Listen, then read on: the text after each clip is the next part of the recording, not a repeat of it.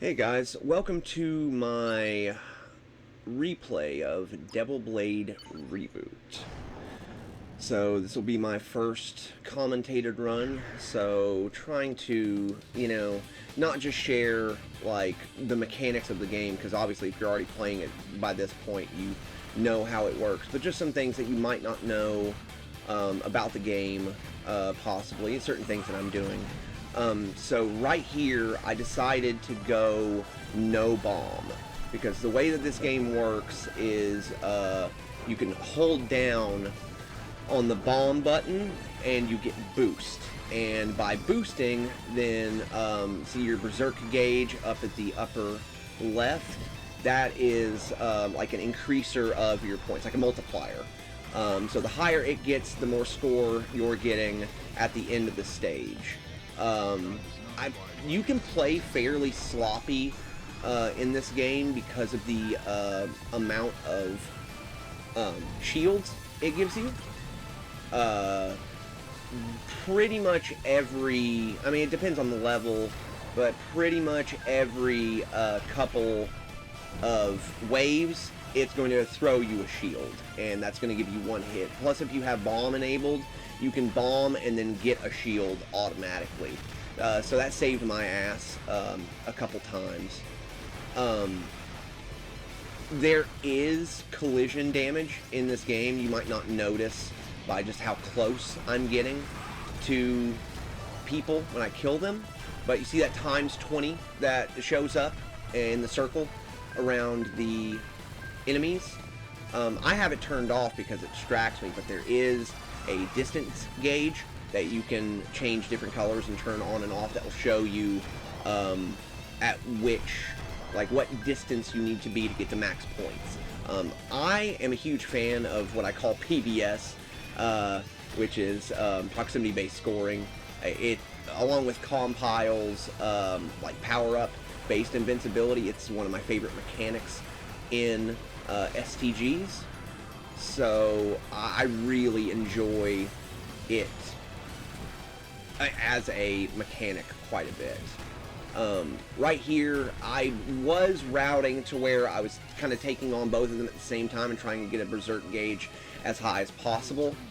But I decided just to go for one at a time. It's a lot safer. But you see how my berserk gauge just counted down and gave me those points. So that's how it cashes out at the end of the stage. So I remember Spider's STG video, which if you're not subscribed to him, you really should. He's one of the best creators we have in the community. Was one of the best things about the scoring in this game is deciding whether or not to use your boost and bombs on bosses or on the stage.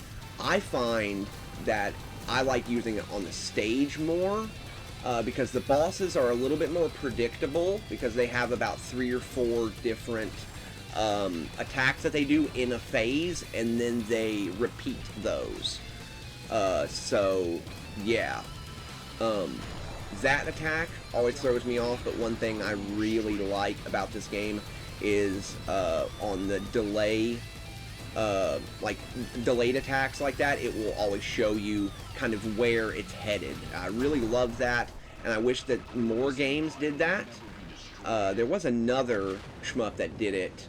I think it was Natsuki Chronicles that did it. It was really cool. I know Mark from the Electric Underground really talked about how much he would like to see that in other games. So you see how I got 7 out of 5 stars? That's, I believe, the best you can score. It's the best I've ever scored. I don't know if it goes up any higher than that. One of the reasons I'm making this video, other than, just to do a commentator run, is to share more awareness and info about this game, because there's not much out there in the English language. I know that I'm subscribed to Shigetaki on X, and so, he's a cool guy, but he really doesn't post that often. Working at Vanillaware probably takes up a lot of his time. So I'm fairly sloppy on this stage. Not that it's, I suck at the stage or anything. It's just the way that they throw patterns on the stage, it's a lot of dealing with multiple enemies at the same time.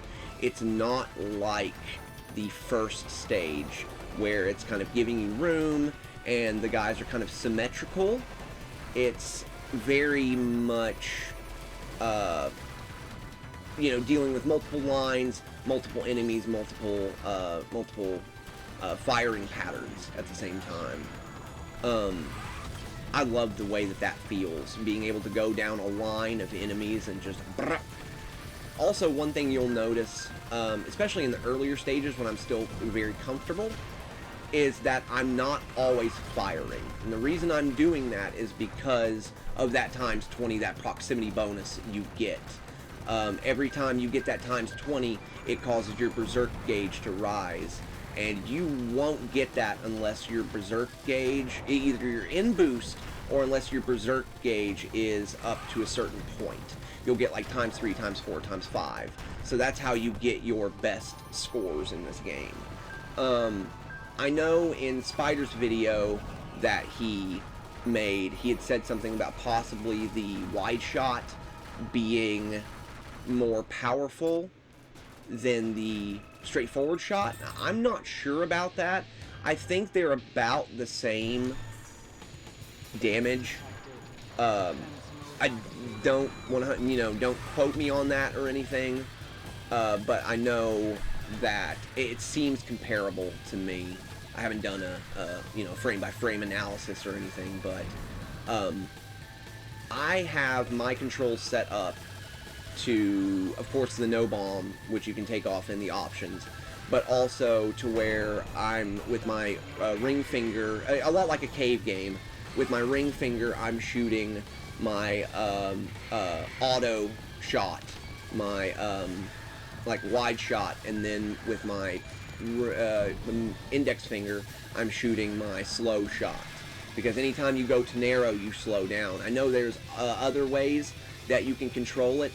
I know you can control it like you can almost in like a Thunder Force kind of game, where I'm so upset with myself for doing that. I ran right into that guy.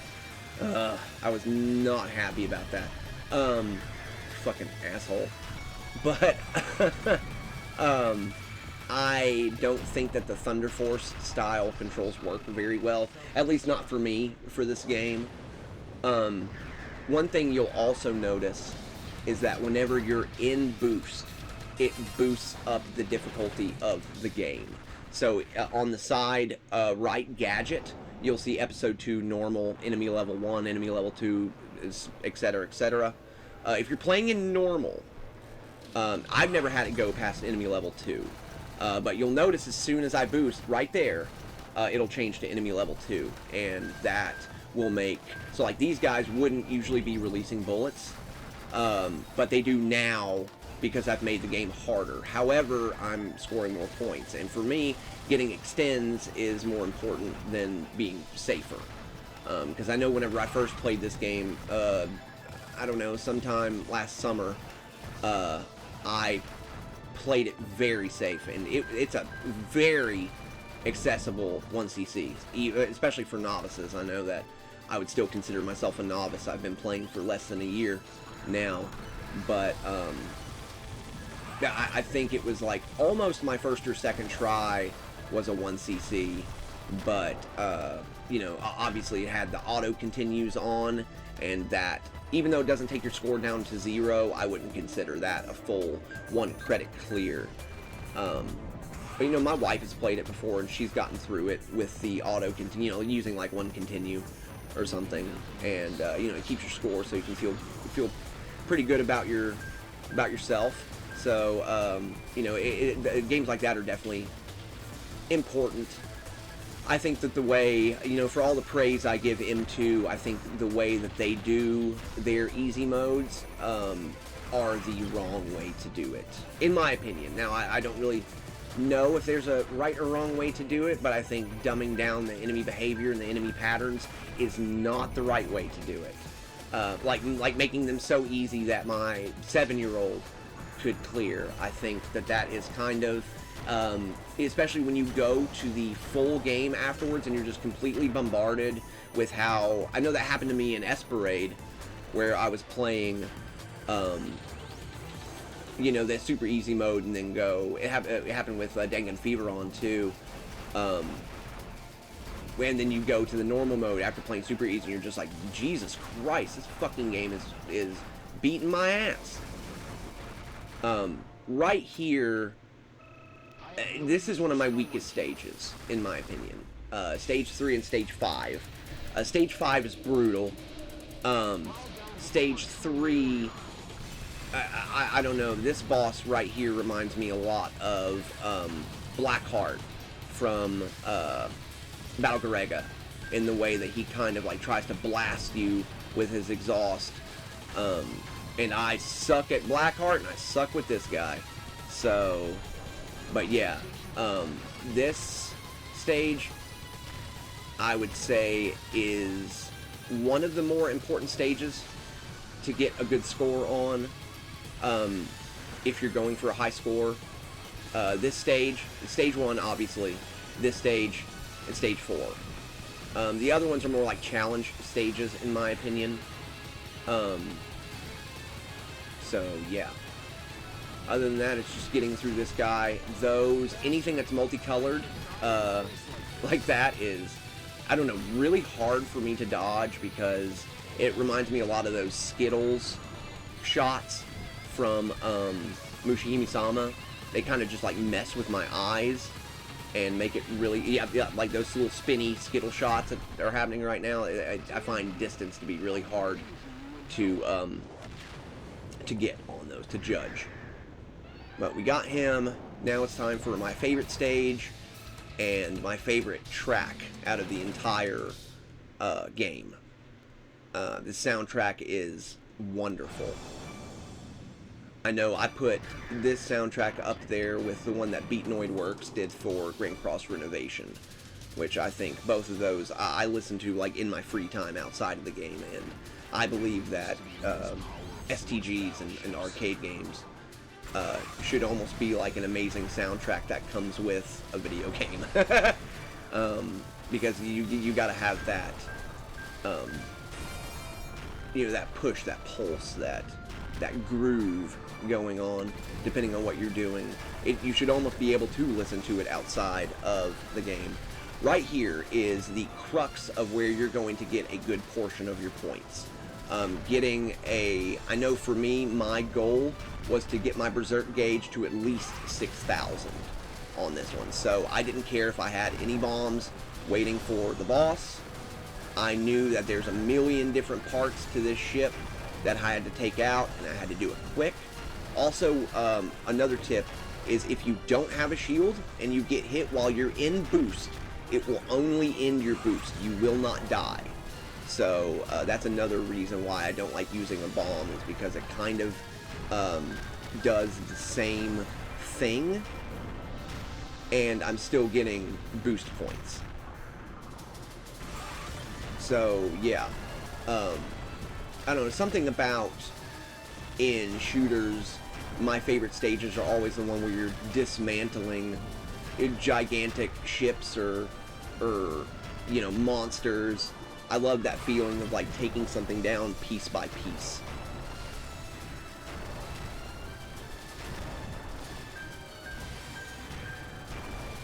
So yeah, if you didn't know, Shigetaki is one of the artists at Vanillaware. If you've ever played any of his games, he worked on games like Odin Sphere, Princess Crown before it was, you know, before they were Vanillaware and still working at, I believe Sega. I believe, I don't quote me on that. But he had originally made this game for Desimon, which was a Net Eurose kind of application for the original PlayStation.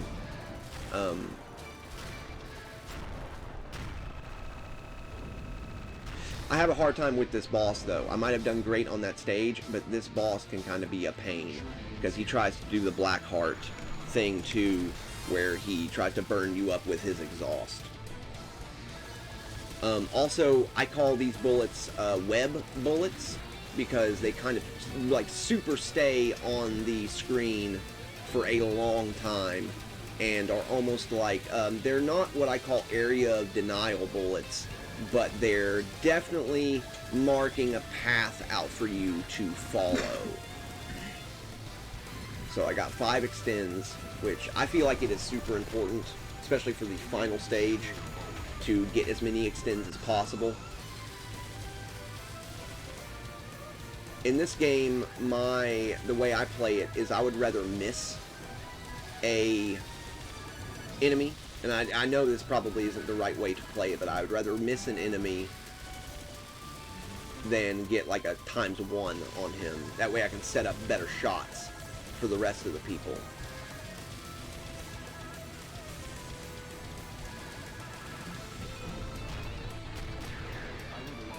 Fucking assholes. Or as Hidden Fortress calls him, Dick Blood. Fucking Dick Blood. I love that shit. But did you see how before I popped a boost, it was only saying ×4 for how I was hitting him super close? Yep. See? I was in boost, and then I got hit, and it said boost lost. But hey, at least I survived. So that's what I guess a net positive for that. I didn't have to use up another life. So maybe one day I'll be able to do a no miss of this, but that day is not today, and fairly far for somebody that's only been playing these for less than a year now. But yeah, so when I popped a boost, it made those blue bullets appear, which made that pattern even harder. I don't do much scoring on this level, I can tell you that right now. This level is a gigantic pain in the ass. I have not really routed it, which is a really great thing about this game, and one of the reasons why I think it's great for newcomers is because a lot of this game can be based solely on reaction. And because I know that memo is, like, for a lot of people, a bad word. I don't agree with that. I believe that if you have a game where there's no memorization in it at all, I believe that it's very boring. I know that I feel that way about certain Toho games that can be played, you know, that have very little memo in them. I don't like games that are only memo. I know a lot of the old Thunder Force games are like that, and when I get hit from behind with something that I didn't expect, it makes me want to throw my computer out the window. So, you know, that's not really something I enjoy. But it also is just tempering your expectations and knowing what to expect from a game and what a game expects from you. Because that's one of the great things about this genre, is knowing that the game is expecting something from you. It's not just, you know, like most games nowadays where they appeal to everyone but also no one at the same time. This game is expecting a certain level of skill and mastery from you, and that is one thing that makes me appreciate this genre so much. And, you know, it's not really about beating myself up. So yeah, there is a lot of symmetrical patterns in this game, like how I've never died to a freaking missile ever, and I was so upset whenever I got hit by that fucking thing. These are not just background objects, they will kill you, so know that, and they change and possibly get harder depending on your enemy level, so know that coming in. Yeah, there is no TLB to this game that I know of. It goes this boss, which is Blade Factor, and then the next boss, which is Titan. Yeah, spoiler alert. Spoiler alert. The Shining does not make it through this. It is one of those Ketsui endings that is super tragic.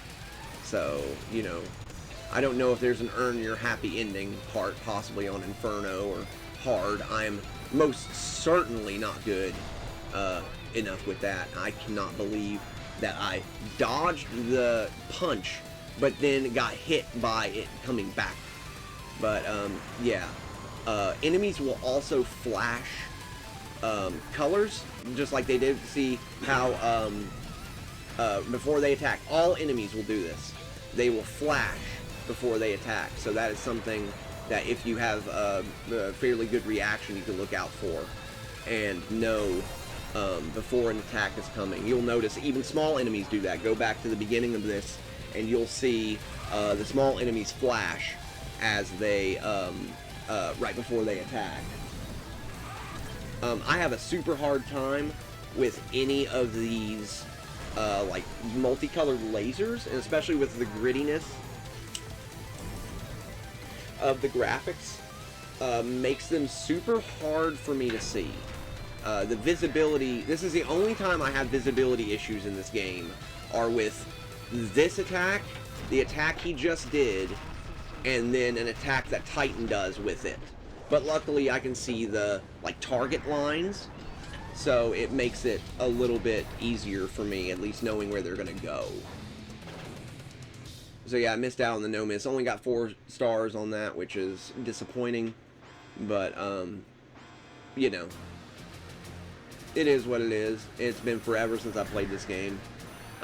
Been putting a lot of time into Grand Cross Renovation, which I feel is everything that Birdcage wanted to be. I love Birdcage, but I believe that it does have some issues.